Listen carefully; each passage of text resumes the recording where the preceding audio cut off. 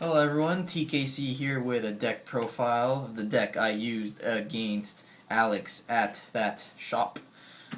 So this deck is Hyperspeed Dragon deck, woohoo, and it's using Water, Nature, and Fire. So we're gonna go ahead and start with the level 2s. So we got 2 Essence Elf. Essence Elf is awesome. The main purpose of Essence Elf really is to protect Hyperspeed from Tornado Flame. That is really the key point of this card. Also, being a level 2, this could trade with, really annoying Blaze Belchers early on if you really want to... Like, if you're against Rush, this deck runs no blockers. So this deck really just wants to win with dragons and just play a bunch of dragons, go in your face, and win.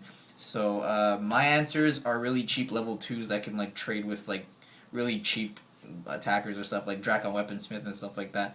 But they also serve as another role as well. So this helps protect Hyperspeed against Tornado Flame mainly. We also got 2 Drifting Toadstool. This card, you may not think it's too great, but it's another turn 2 card that ramps you into turn 4. And turn 4 or 3 or whatever, the level 3 and 4 cards are really good to refill your hand after playing this. But I'm only running 2 because I think it's too much at 3. But you could chain this into like a Spy Mission or a Logo Scan or like an Aqua Seneschal to refill your hand the following turns. So that's always good. And so I'm using 3 Sprouts also because it's mana XL.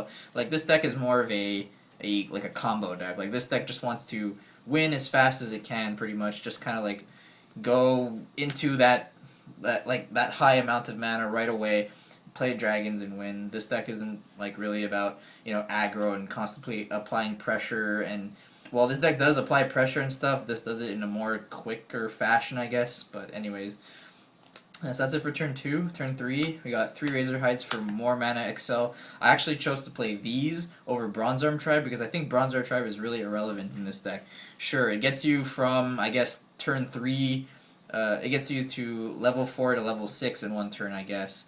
But at the same time, you kind of don't want to be doing that because on turn 3, let's say you use a Sprout, you don't want to be playing Bronze Arm Tribe. You want to be getting either like board presence with this or Seneschal or like drawing cards to refill your hand, things like that, because Sprout and Drifting Toadstool, they force you to get a -1 because Sprout, you lose Sprout in your hand, which is a -1, and Drifting Toadstool, you lose a card in your hand, you get a -1. So you need cards to refill your hand after doing those kinds of effects. So while you're helping yourself out in your mana, you're kind of ruining your hand. So you need to like get more hand advantage, or at least get a card that will allow you to have more advantage later on. So that's why I played those 3 and these 2 instead of playing, Bronze Arm Tribe that doesn't really do much for you. Sure, you get like an instant mana off the top of your deck, but you really want to be having like effects that could generate you advantage throughout the whole game. So that's why you have these 5. And we also have 3 Logo Scan. Like I said before, you want to refill your hand, so 3 is really good for this deck. So now for turn 4, level 4 rather, we got Gilaflame the Assaulter. I'm using only a tech one, but I think it's really awesome. You can use like Gigahorn Charger to search this whenever you need it for like at the end of the game. It's just really nice to have this one card to end games when you just need like that one extra push. And it's also pretty good against Rush, I guess. If they're going a bit too far, you can be like, okay, stop it. I'm going to bring out Gilaflame, and now they're going to be worried about your Gilaflame. So that's pretty good. And the rest are spells for level 4. We got 2 Veil Vortex because I'm not running Root Trap in this deck. Like I said before, like everything above like level 6 is pretty much just dragons. Just like play dragons and play dragons and play dragons. So these are cheap ways to get rid of any threat on the board. I'm probably thinking of bringing this up to 3, but I'm not too sure yet.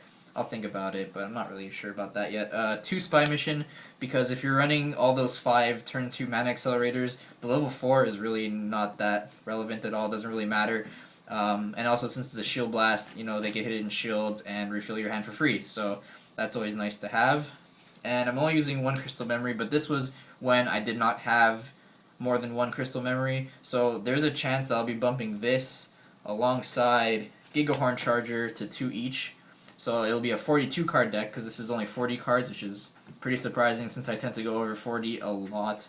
But yeah, maybe bumping these each to 2 would be pretty nice to have, I think. So I think I'm going to go ahead and do that. But this is just what I used in that video duel. So yeah. So for turn 5, in addition to Gigahorn Charger, you gotta have the 3 Hyperspeeds, of course. Unfortunately, in my testing, I've been drawing this over and over again. Like, I kept on drawing Hyperspeeds. Like, I'd have almost all 3 Hyperspeeds every game, but I don't know. I know I search out for them mostly, because with Gigahorn Charger or Crystal Memory, but I mean, like, I don't know, I just kept on drawing it. But that's no reason to put it at 2, though. The main purpose of this deck is to get this out, with preferably an Essence Elf, so that it doesn't die to the Tornado Flame, and then just chain whatever other dragons you have to play it, and if that doesn't go well, you'll still have dragons, and they'll be doing awesome effects. So that's that. 3 Tornado Flame, because it is destruction, gets rid of most problems, not really the finishers or the big blockers, but that's what Bolgash is for, and that's what Veil Vortex is for. So for turn 6 dragons, we got 2 Bolgash, because they're insane. Because of this card, you don't need Comet Missile, in my opinion, because since this deck's turn 2 play is to Mana Excel or play Essence Elf or something, you don't really have much time to play Comet Missile, because past turn 5, whatever, the level 6s and up are all like dragons, so you just want to be playing those, and you don't have room to pay for that extra 2 mana, most of the time anyways. So if anything, I'd be teching a Comet Missile, but no more than that. And also just 1 Chain-Lash Tatsurion. This used to be 2 when I didn't have any Moornas, but now it's only 1, and I think that's a perfect amount. You could do some crazy combos with this. I don't know. I'll tell you a combo that I did one game once, but it was kind of a pretty rare occurrence. And for spells, we got 3 Barrage, because Rush is a thing. This is my answer to Rush. This is my main answer to Rush right here. So you have to play 3 of these to counter Rush, pretty much. Okay, let's try to bunch this back up together a little bit. Okay, so now for turn 7 and up, or level 7 and up, these are all dragons. That's all I really want in this section. There's 6 more dragons here to show off, so here we go. One, we got Lord Skycrusher. Lord Skycrusher is needed for this deck mainly because of these cards right here. You know, comboing Skycrusher with these is ridiculous, just ridiculous. Like, these guys become like 7,000 double breakers that draw you a card or add a card to mana. So you could go from turn, I don't know, let's say 6 Skycrusher into a turn 7 Moorna or something. Like, really crazy things like that. So that's why you need Skycrusher in this deck. But you could also use it on, let's say, your Hyperspeed Dragon, make it a 10,000, and then get over Gramgur or something. Like, you can do a lot of cool things with Skycrusher, especially with Hyperspeed on board, of course.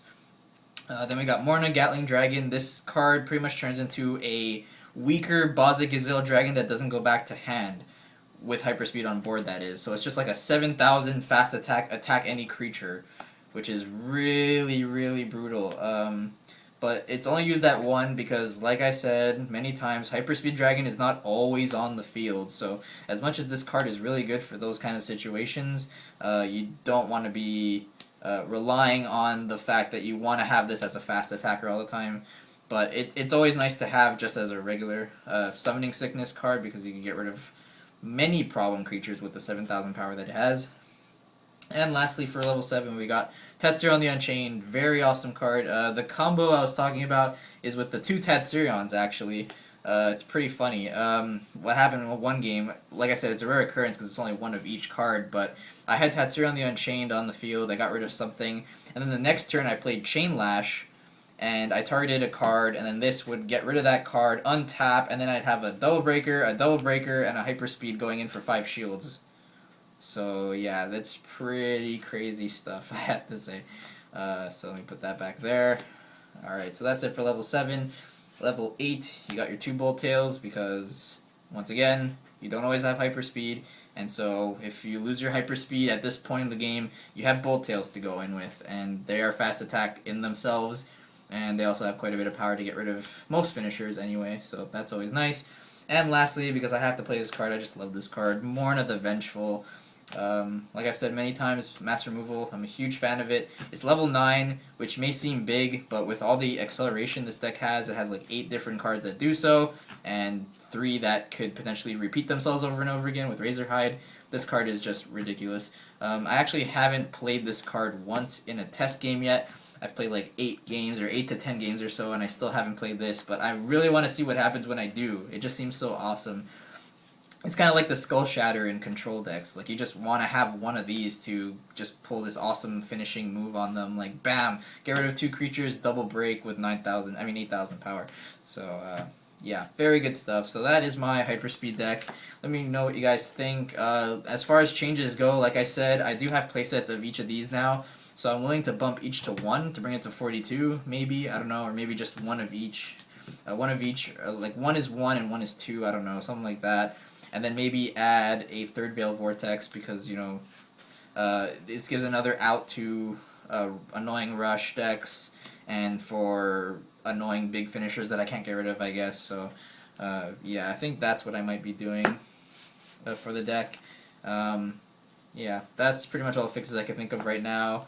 Alright guys, so this is TKC here signing off with my Hyperspeed Dragon deck. Hope you enjoyed. See you later, guys.